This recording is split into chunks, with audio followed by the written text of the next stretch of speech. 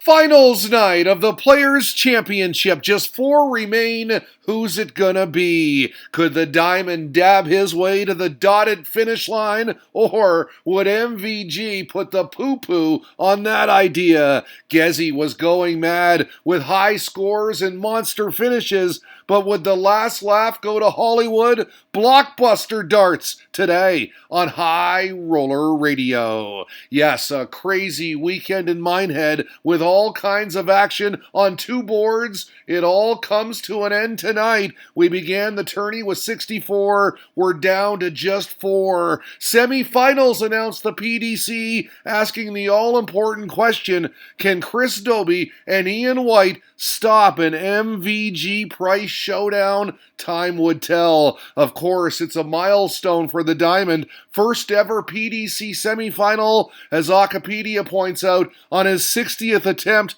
Ian White finally managed it. There is your lineup. Two dandies on the docket. Price v. Hollywood. Mighty Mike up against Stokes number 1. I've been working on a Chris Dobey blog for a while, tweeted at the Henry Cheel. Was going to release it before the Ali Pally. Honestly, great and superb timing. I love this from the Darty Party podcast. Alan Warner Little, this is fantastic, it said. A retweet of the commentator's post about it being official darts waistcoat day in Minehead. And wow, what a beauty. Look at that thing. I want one. Jackie Oatley and Chris Mason standing by, shell-shocked. Okay, time to play with Gerwyn Price and Chris Dobey. Hollywood had his way in the opening session, raced out to a 4-1 advantage, and seemed in control. But you know the Iceman would be revving it up soon, and that he did. A view from the back of the house at 4-3. You see the Welshman sitting on 100.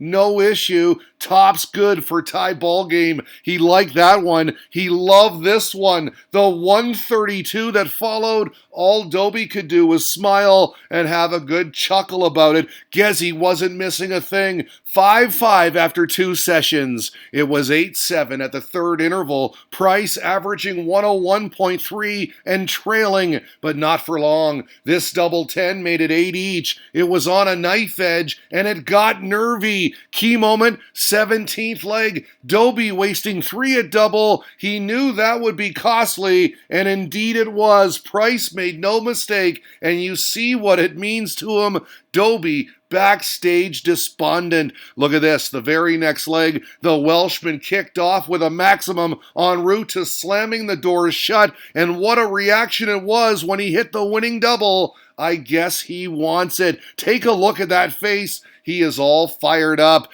Handshakes for Hollywood, who gave it a real go, and then he flexed his entire upper body one more time for the Minehead faithful. I put myself up against it from the beginning, he said. I just had to dig in. I knew I'd have opportunities, and I did. I took them. He's absolutely amazing, tweeted Bella, a huge Gezi fan. So too is Luke Jones. What a game of darts, he said. Price was seriously tested there, but found a way through. Unlucky, Chris Dobey. You did yourself incredibly proud. Keep playing like that, and it won't be long until we see you in a major final. The question now is, who would the Iceman meet in the final? Well, according to Charlie Gray, he'd be facing the Green Machine. Look at this poll, an overwhelming favorite, 90% to take out Ian White. Handshakes before battle, two great players. White then applauded the crowd, and of course, gave us the obligatory dab. Alan Warner Little, Stuart Pike on the comms for this one. Mighty Mike dominated the opening session, already leading 3-1. He'd find double 10 eventually for an early stranglehold. White with the big gulp backstage. Could he feel it slipping away? At 4-2, Van Gerwen nailed double 8 for a 10-darter. He was looking as comfortable as can be. Even still, with the MVG signs out at the commercials, White had won the session 3-2 and only trailed by 2, 6-4. Then wow, he broke for 6-5. He was right back in it.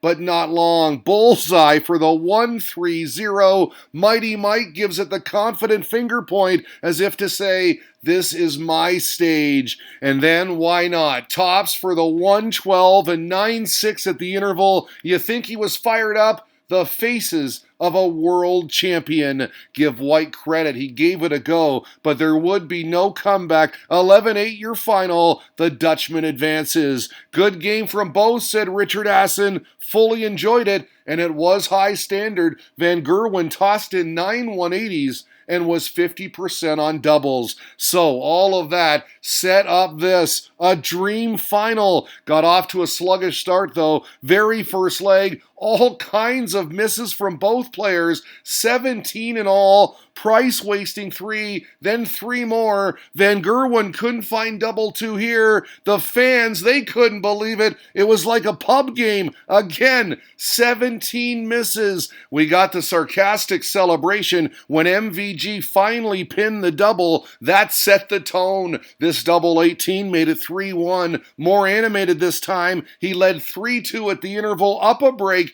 and Gezi was left on stage fuming. There was needle going on. Definitely a few antics up there, tweeted Joe Williams. The rivalry heating up. MVG has never and would never purposely put a player off, replied M. If Gezi or the commentators are even trying to suggest that, they are disgusting. I heard Price walked into MVG, said David Shaw.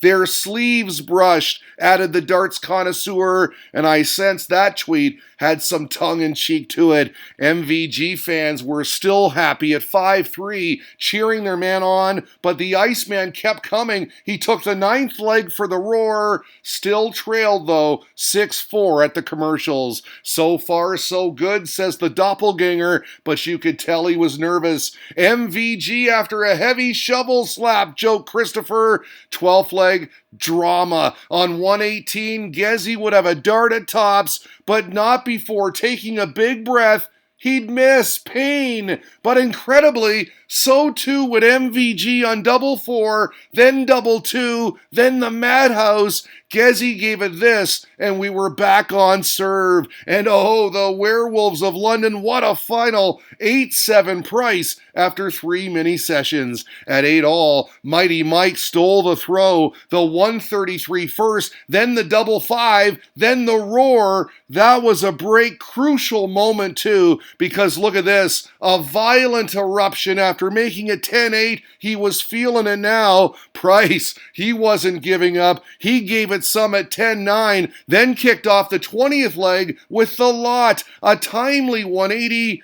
He'd have a chance to break and force a decider, but no, he couldn't find it, and the world number 1 could. Wins a thrilling 11-9 affair, stormed to the back of the stage to say, yep, and still, baby, and still the champ. Total respect between the two. All Price could do was applaud. What a match. Edge of your seat stuff. For Price, he wins the slam. Runner up here. Another $50K in the bank account. Happy days. I got my head in front, he said, but Michael was the better man today. He added this, the crowd was absolutely brilliant, he said. I appreciate it. The man of the hour, though, is the Green Machine. He adds another major to his resume, takes the 100K up top, and puts it in his trousers, and it's all well-deserved. To beat him always feels good, he said. He's an amazing player. He always keeps on my nerves.